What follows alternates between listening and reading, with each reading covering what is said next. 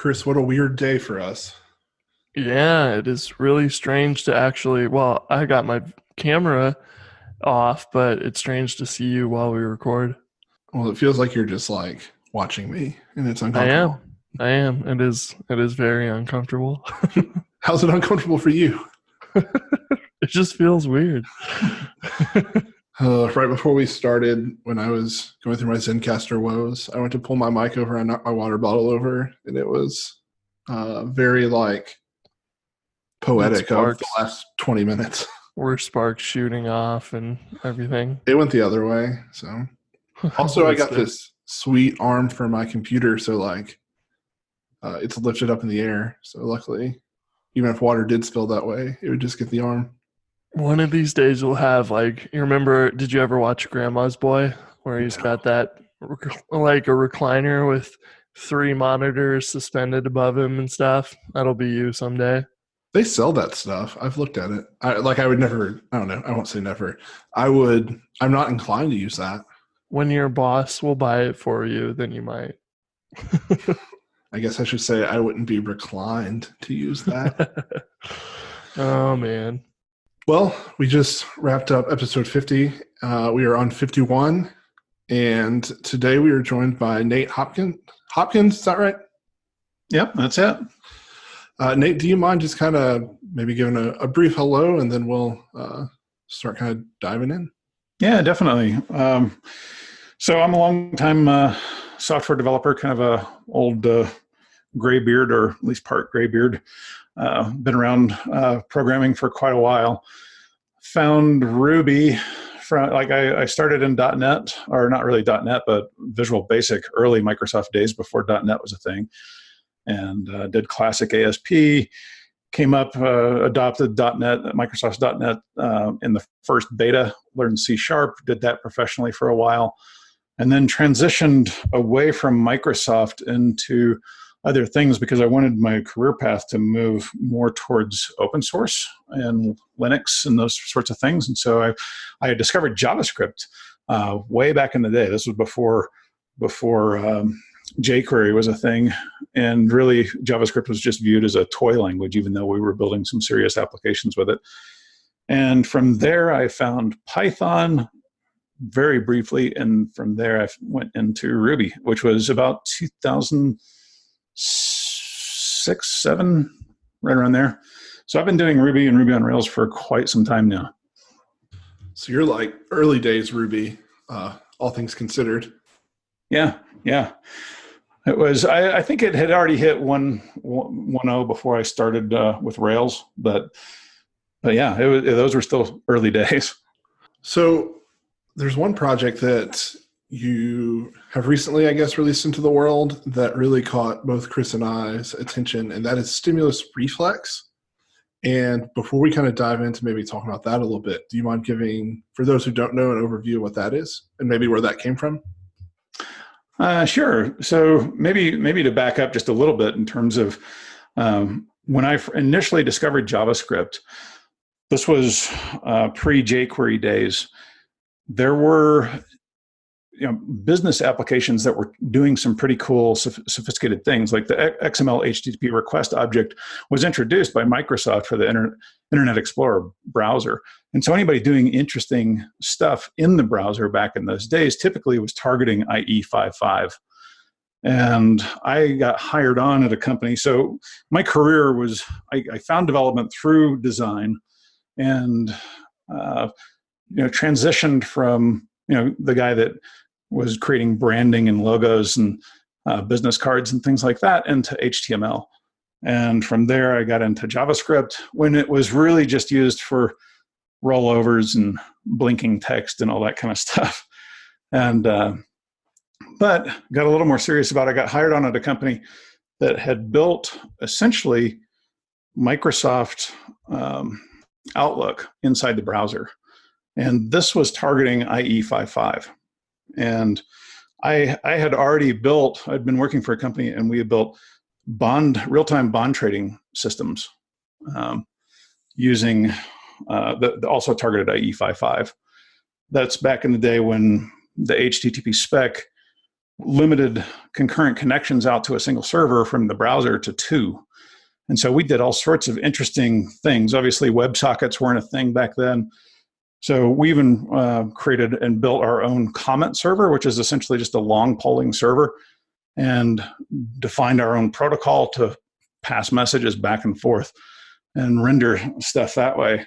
It got so sophisticated that there were enough DOM updates that happened that we had to move away from HTML tables back then and just do it all with divs and fancy CSS. And again, this is all pre-jQuery days. And so I knew from that experience that you could build really sophisticated, cool things with JavaScript. And I got pulled into this other company tasked with helping them port or get their app functional. Essentially, it was Microsoft Outlook that connected to an Exchange server on the back end, running in a browser targeted at IE 5.5. They wanted it to run in this new browser that was gaining some market share called Firefox. The caveat was I could not touch the code because it had already been QA'd. And so that proved pretty challenging. That's when I discovered monkey patching, the joys of monkey patching. And essentially what that required us to do was rebuild a third or more of IE's DOM API. Because back in those days, and this was all done in JavaScript, back in those days, that's when IE had this ability to do document.all, which would essentially just return an array of all of the DOM elements that you could iterate across or use, which was not a very easy or efficient API to use, or at least to implement. And also, this was a time when Firefox only had, I think, 17 native events, while IE supported 98. And this app that we were working with, trying to get it to function inside of Firefox, was using probably, 50 of those events targeted at IE. So it was pretty fun and very interesting work. And the only reason I give you that history is just to kind of let everyone know that my feelings about JavaScript, modern JavaScript, air quote, modern JavaScript, is rooted in someone who found dynamic programming through JavaScript. So JavaScript is a language that I'm very passionate about, that I love, but I've also, after I found Ruby, like everything else kind of lost its luster for me. And that's quite the experience. I don't think I'm sure I used some old early versions of browsers back then, but like the earliest I really remember actually fiddling with browsers was in high school. I figured out that if you could download portable Firefox that saved everything on your flash drive, and I found a theme for it that skinned it to look just like Internet Explorer. It just had tabs, and that way I could get around the school's proxy for filtering out they don't let us go to sites with games in the title or whatever. And so I was just getting into that back then, and that was an early version of Firefox, 1.5 or something like that. But yeah, JavaScript I'm sure has come an enormous way since then. Did you have to, that the amount of events is interesting that it only supported such a tiny amount. Did you have to kind of build your own sort of jQuery-esque thing at the time, or were you? Yeah, no, it was very interesting. We had built a library up that essentially exposed IE's DOM API to Firefox. So it was kind of jQuery-like in the sense that you could write an app targeted at IE5 or IE 5.5, and it would just work in Firefox.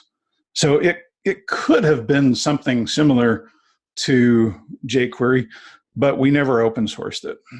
The company wasn't interested in opening up that trade secret at the time. But yeah, we did have to build. It was very interesting. You think about rebuilding. We were able to rebuild the most of IE 5.5's event system based on the 17 events that Firefox exposed.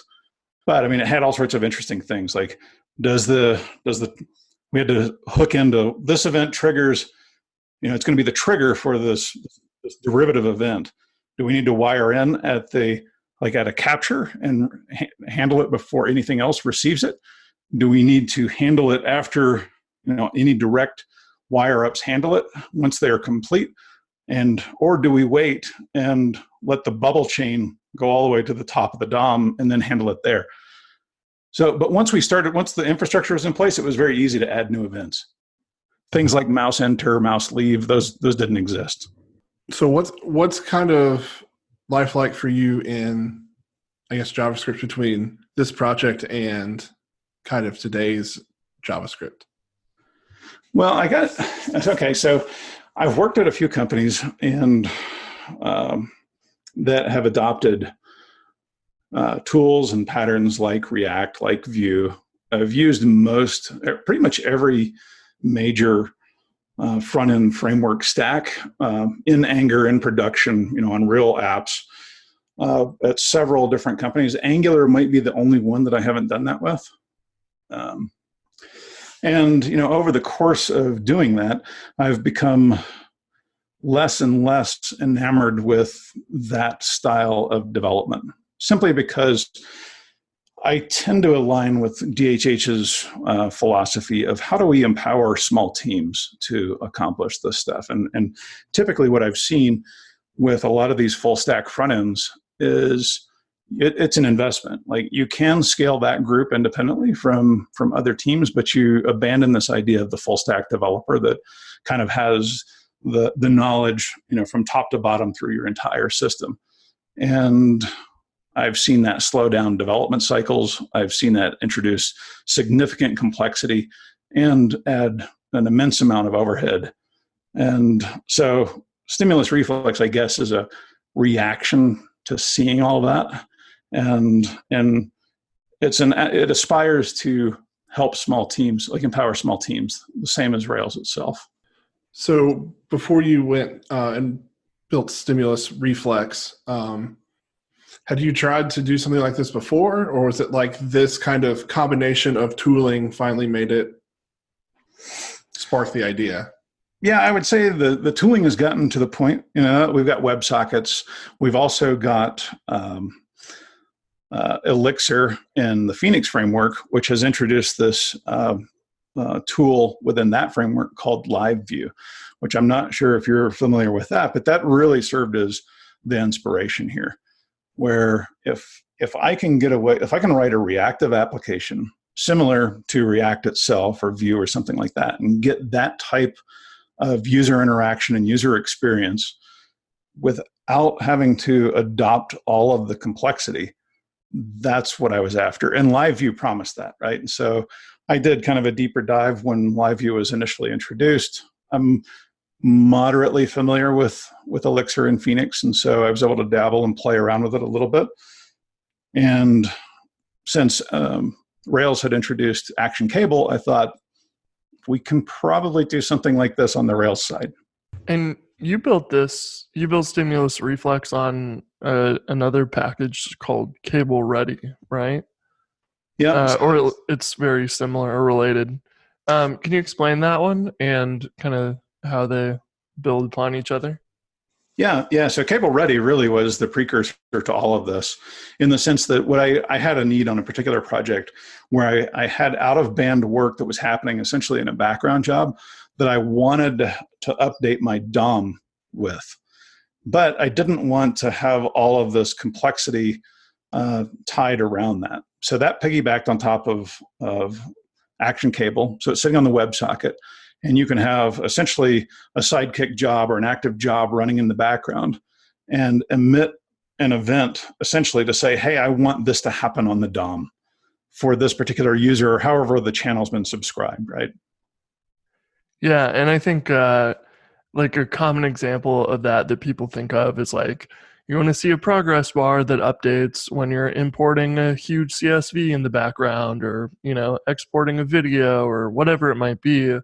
Having some sort of real-time updates of progress is pretty common. You want a sidekick job doing some work reporting back to the browser or, whatever that might be. That allows you to kind of make that happen a lot easier without having to build that from scratch and kind of reinvent the wheel, which I've done before. And it's, you end up doing something kind of hacky at first, and then you realize you built a couple things with flaws in it, and then you got to redo it and so on. So it's kind of nice that you have that package there kind of built out. It's been tested a bunch, how to do that well, and you can use that like as your foundation for building more complex stuff. Yep, exactly. That's really the heart of what StimulusReflex is. StimulusReflex is another layer of abstraction on top of that, which works directly with stimulus. So the idea being that you stimulate something and then there's a reflex, right? There's a stimulus and a reflex. And so the stimulus is triggering something on the server, and then the DOM will change because of that. So at its heart, I guess the elevator pitch for StimulusReflex would be, you gain the ability to build essentially a single page app, even though it's technically not a single page app, but you get to build a reactive single page app with all the Rails tooling that you already know and love. It's the HTML first, worldview, the HTML centric worldview, which means you get to use, ERB or HAML or whatever, Slim, for rendering your views. You can still use and retain all of your Russian doll caching. If you're using Turbolinks, it works with Turbolinks, and it's made to work with Stimulus. And actually, I was reading through the source code earlier, and there's not a whole lot to it, at least in the StimulusReflex library. There's some of that in Cable Ready that helps, but for the most part, it's very straightforward in how it works. I was going to say that's one thing that I do pride. I like to demonstrate that with Ruby or any programming language, but especially with Ruby, you can accomplish very sophisticated things without making your code overly complex. And so most of my gems and open source libraries tend to be pretty small, even though they may do very powerful things. Mm-hmm. Do you want to give a walkthrough of kind of how an application would work? I know you guys worked on the to-do MVC example recently. And could you just walk through kind of how you set up your views and your reflex and the process that a request goes through?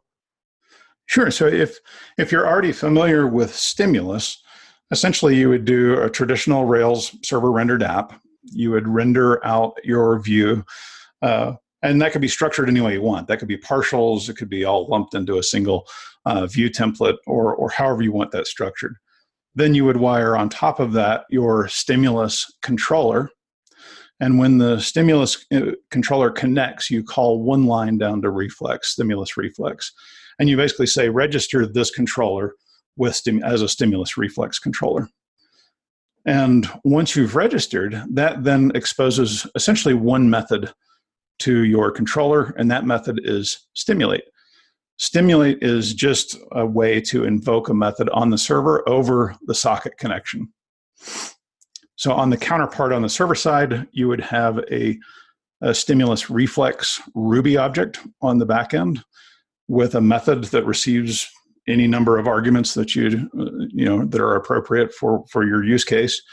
And you essentially use a string that looks very similar to wiring up like a Stimulus event handler or something. And you just pass that string down and say, I'm invoking this on the server. The server then unpacks that and invokes the method. Once the method has been invoked, the page that the person is viewing, the user is viewing, will automatically re-render on the server. That will get packed up, that HTML gets packed up, sent back over the wire, and then morphdom is used, which is a JavaScript library that does a DOM diff, and very intelligently and in a very performant way will update only the DOM elements that have changed. So is it looking at the current URL when it refreshes that or re-renders that page server side? Yes. Yep. It just essentially, if you invoke a stimulus reflex method on the server, essentially the page that is being viewed will be re-rendered. Okay. And then what? So I spent a little time fiddling with that this morning and built like a simple counter, but you could basically just created a scaffold for counters, and each one starts at 0, and then you can navigate to, whatever one, and then click a link that would go and increment it in the reflex, and then re-render, which worked out really, really well. But it got me thinking, like, it's kind of like you're building controller actions in your reflexes. When you build more complicated stuff, are you like going to be almost building like some duplication or similar things to your controller actions, like at least in your show views and stuff? I was curious what your thoughts were on that, because I haven't had the chance to go build something more complex with it just yet. Yeah, that's actually a great question, and that's partly why Stimulus Reflex as a library was born, was because I was trying to demonstrate this type of functionality to some peers on top of the Cable Ready library, which is the underlying technology. And what I found when I did that is there was a lot of duplication of effort. Like, what do I name? Are there CRUD operations that I have as counterparts inside of my, the server, the server side piece of that? And so Reflex was born to kind of take some of those questions away. All you have to think of it really is as an RPC method. So you could say, essentially, like if you're building a chat app, you would basically say, I'm going to pass down the user that said the thing and the message that they've posted. It's not really in terms of CRUD. Like, what you choose to do with that on the back end is up to you. But essentially, you just post that down to your reflex method. The reflex method does whatever it needs to do. If it happens to change the state of the current page, such as insert the new message into the stream of the chat, then that would automatically happen. But you would manage all of that. You would manage all of that rendering inside of your ERB templates, just as if it were a server rendered app. Yeah, that's a good point. Like, you wouldn't even, like, your code for creating the message would just create the message in your reflex, and then you don't have to change anything around the views. You don't have to tell it to refresh or anything. It's just kind of done for you, because triggering the reflex is going to trigger that re-render automatically. Yeah, and the first time you see it work, it's kind of magical. You're like, wait, how did that just happen? Yeah. So in there, you have to set the same instance variables that the view is expecting from the main controller, or do you not have to worry about that because you're just reloading the view? It's a little more than just reloading the view. Essentially, what we do is we instantiate an instance of the controller that rendered the page that was viewed, and then we invoke the action. And so that action will do all of its normal setup. So you could actually think of it as like a standard Rails request response cycle. So as soon as the RPC call is made down to Stimulus Reflex can set any instance variable that it wants, which is also then made available to your view templates. But then an instance of the actual Rails controller is instantiated, and the action is invoked. So you don't have to do any of the setup inside of the Reflex. You just write your Rails controller as you normally would. Okay. Yeah. So you they're effectively totally independent, like nothing, you don't have to worry about sharing any variables between them or anything. You just make your adjustments to whatever data you want in your database, and then voila, it just treats it like another GET request that came into Rails, even though it doesn't have to do that exactly. That's pretty cool. I like it. It's a very clean way of handling it, and you don't have to worry too much. So you mentioned like the example of a chat app. Like, you would post a message, I guess, to a reflex, and it would be responsible for creating that message. Is that correct? Yeah. Right. So Is that correctly? essentially, yeah. So if you think about your Rails controller in that instance, it would essentially say, "Go fetch all the chat messages, for this context or whatever," and then you would maybe store that in an instance variable that's a list of all the messages, maybe ordered properly, and then you just hand that to the view, and the view would just do iterate across that or render a partial with a collection, right? So essentially what would happen with the reflex is you would pass the information to create that particular message into the reflex. The reflex would just modify the database, insert the data, and everything else just happens for Okay. you. So would it re-pull those messages? Yep, because we're instantiating that controller and then invoking the action again. Cool. And so if you were maybe not like actually pushing a message out, but just listening, does Stimulus Reflex have a way to like listen for that, or should it just use like the basic action cable setup for that? Yeah, Reflex really doesn't listen for events that are triggered from the server. It's really intended to be initiated from the client, and then the page will just update with any state changes. In essence, it's really not that different from the whole workflow of React, right? The state changed on the server. We're just moving where the responsibility for that is. We're just putting it back to the server so that we can use all of the tools that feel so good that we prefer to use, like that we can retain the simplicity there, right? It's all server rendered stuff. It's all just vanilla Rails. Leave all of that complexity there and use the tools that make things more efficient for you as a team or a developer.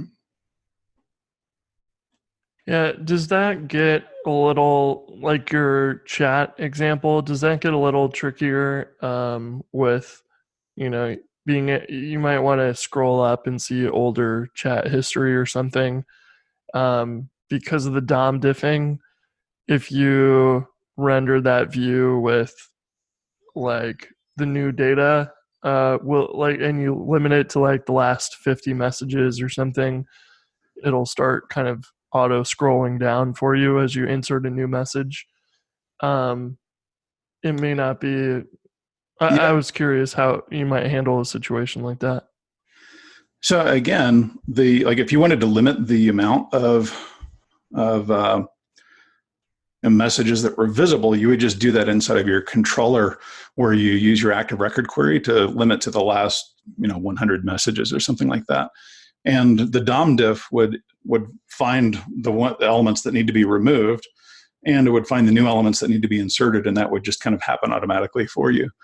And because it is a DOM diff and we're not doing a full repaint, like the jitterness or like auto scroll, that kind of stuff that you might be worried about, just doesn't happen. I haven't seen it as an issue.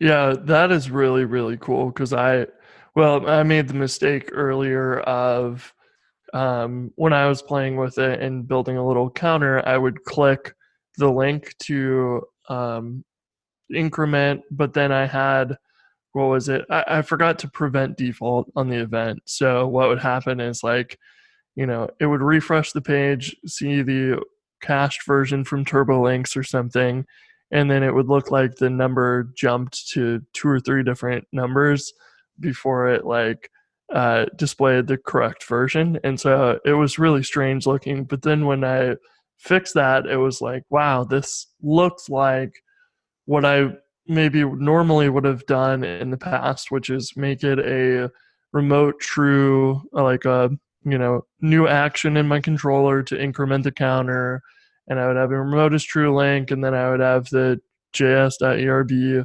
response that would go and update that piece of the page.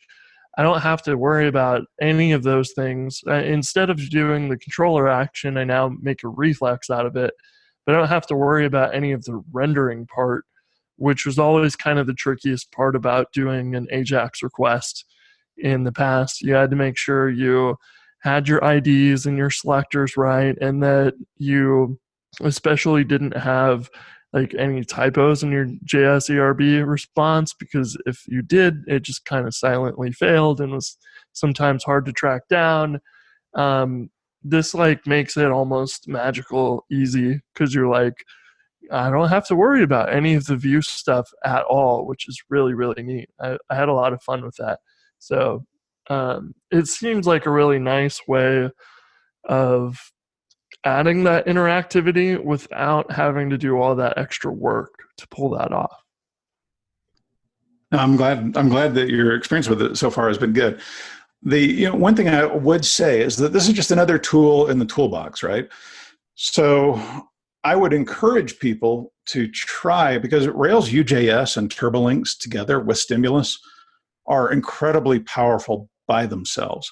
I would say start there. And if you can't get the functionality or the fidelity that you want for your users using that approach, then StimulusReflex might be the next tool to reach for, right?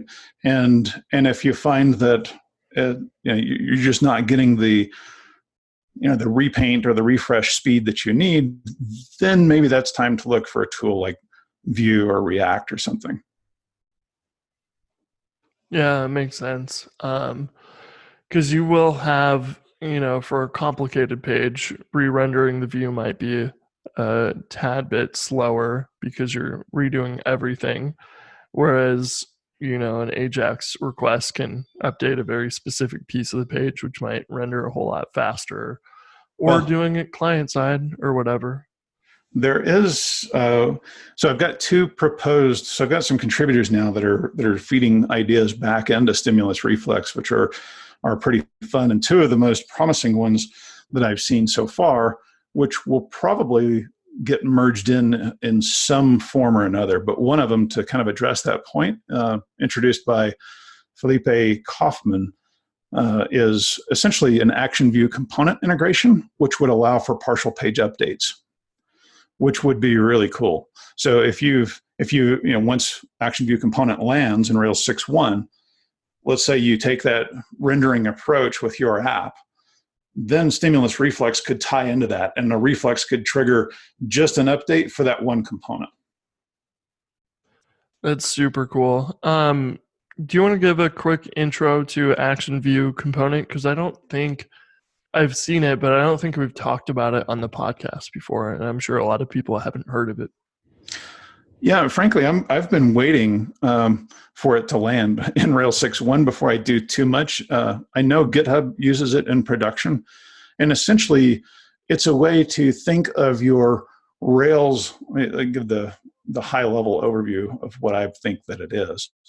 It's essentially it's the Rails way of rendering your partials or view as view components. So if you've done any serious work with Vue or with React, you think kind of in terms of widgets. Like, I've got this component that is like my text box, and this is my drop-down button, and this, those types of things.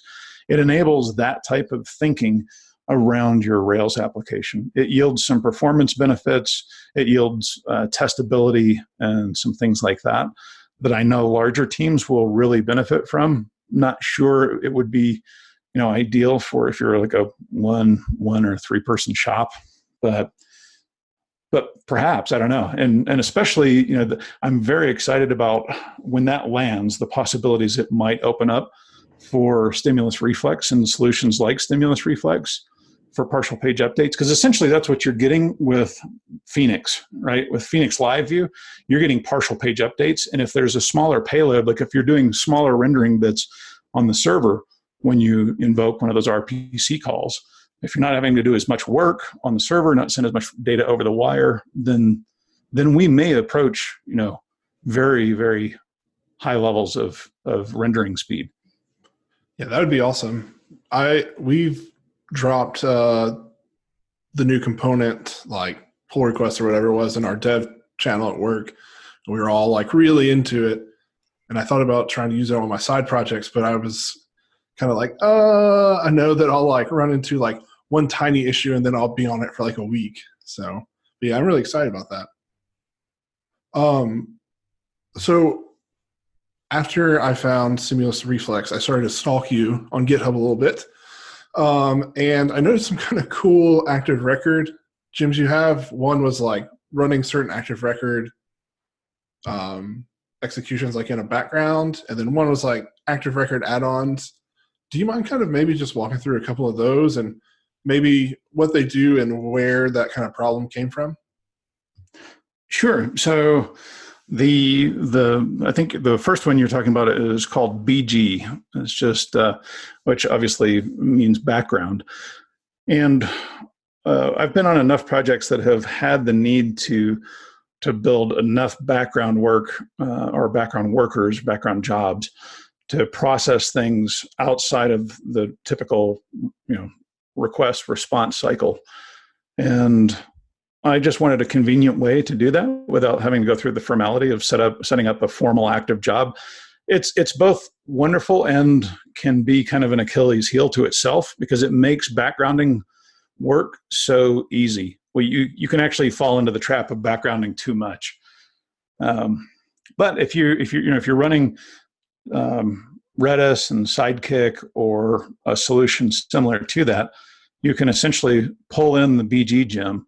And any active record method, essentially that does not accept the block yielded to it, can be invoked in the background. You just call, if it was like user update, right?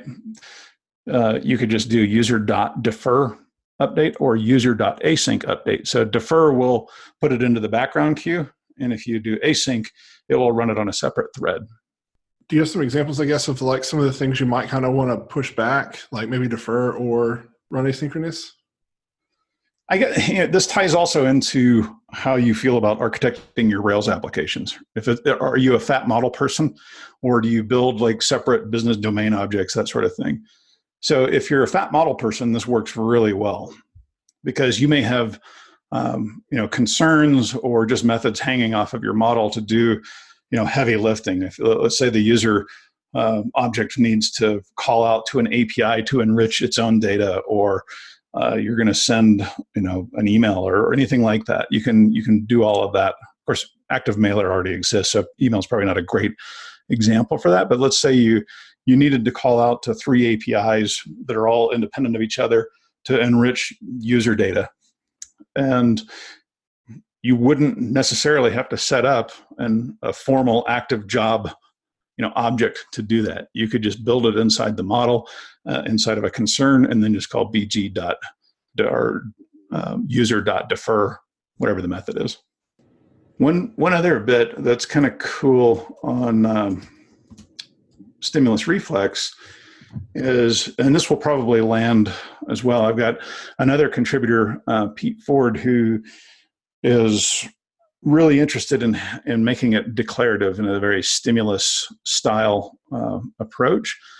So the work that he is doing, and will probably get merged in fairly soon, is it essentially has the promise or holds the promise that you could build a StimulusReflex app similar to what we've been talking about without the need to write a single line of JavaScript.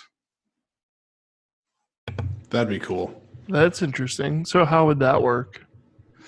So essentially it would be data attributes similar to how Stimulus uses data controller and data action and things like that. There would be essentially a data reflex and like maybe data reflex arguments or data reflex arg1 or 2, those sorts of things that you could pass down. And you would just wire into whatever DOM event you wanted to trigger that behavior on the server.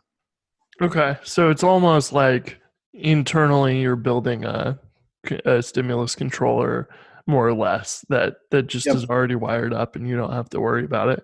That's pretty nifty. And that would make it, for the most part, you probably don't need to define the controller at all, as long as your arguments are something that could be, you can update your data attributes too on the fly if you wanted to do that, I guess, which is interesting too. There's a lot of cool potential for that, I think, and then simplifying it so that literally the only thing you have to implement is the reflex on the back end. That sounds pretty awesome. Huh.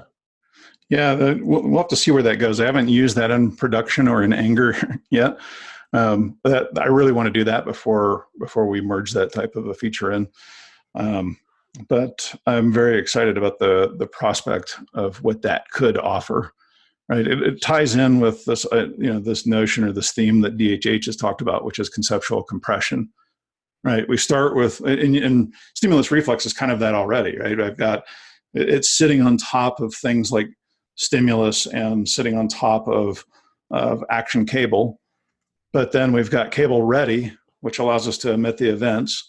And then Stimulus is an abstraction, further abstraction on top of that. And then this piece that we just described would be yet another abstraction on top of that. But we're compressing the conceptual, load, or the cognitive load required to understand what you're doing, and making it much friendlier to beginners that want to build this type of an application. Yeah, that makes sense. You're like, when you need to do complicated things, give us the option to, use it here and wherever we need to, but out of the box, the simplest option is often where you want to start, especially when you're using something like this for the first time. It reduces the amount of stuff you have to worry about significantly. Nate, we really appreciate you joining us today. I hope that everyone listening will put down what they're doing and run to try this out. I think it's really cool. And I remember when I saw Live View come out in Phoenix, I was like, oh, that's really cool. And I didn't even think about something like that existing. I was just like, oh, we'll never get that. So thank you for working on that, and I'm excited to use it more. Yeah, thank you. Thank you for the kind words. It's interesting because Chris McCord was, he wanted to build this in Rails back in the day, which is, and it just didn't seem possible or feasible at the time. But now the tools have evolved to the point where we can have it too. Do you want to share any links to where people can find you online? Sure. I'm Hopsoft pretty much everywhere. You can find me as Hopsoft on GitHub and on Twitter. That's probably the best places to find me. Cool, and we'll include those links in the notes below. But yeah, that's it for us. Thanks so much for joining us. I want to also use StimulusReflex in anger. I like that saying. That's great. So yeah, I'm looking forward to trying that out on actually a production app or something soon. So yeah, we'll have to have you back when we've had some experience with it and tried it in production and built something more complex with it. I think it'll be pretty interesting to see how it goes. So yeah.